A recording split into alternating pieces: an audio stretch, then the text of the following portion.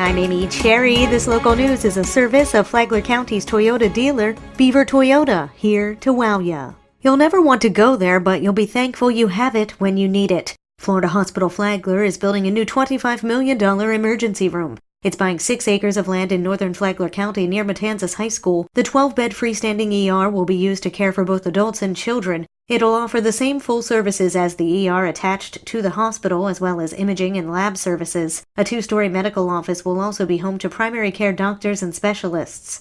Construction is expected to take about 10 months, and once it's done, they'll be hiring for about 40 new positions, including physicians and staff. This portion of Flagler's Morning News is brought to you by the Daytona Beach International Airport. Save time, money, and stress. The Daytona Beach International Airport, it's just plain easy.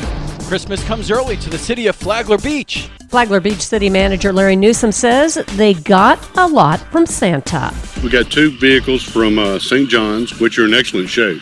We got 10 generators that actually will help handle the lift stations, and we also got 2 extra generators for our water wells. He said the $300,000 grant that paid for all of that did not require matching funds like many grants do, and did not cost taxpayers anything. Newsom credits his staff for finding such grants, the one like this one. He said that residents of Flagler Beach would benefit directly from the holiday gifts. But God forbid if we have another disaster, you will be able to flush your toilets. From the WNZF Newsroom, I'm Deb Albertson. After being at odds earlier this year, Flagler County and Palm Coast officials finalized an agreement on a small commercial development along State Road 100. John R. King reports. Airport Commons, a retail shopping plaza planned for property adjacent to the Flagler Executive Airport, was the focus of the rift, specifically over utilities. According to the deal, developers will annex the property into Palm Coast and eventually access water and sewer services directly from the city. Developers will also either pay city-mandated impact fees or make road improvements themselves near the proposed 26,100 square foot shopping center that will include a restaurant, retail store, and fitness center. Previously, developers had sought to use a loophole that would have avoided the impact fees, which would amount to about $110,000. In April, the Palm Coast Council voted to file an injunction to halt all permits for Airport Commons after becoming concerned that if annexation did not occur, it would set a bad precedent for future commercial growth along State Road 100. From the WNZF Newsroom, I'm John Arking.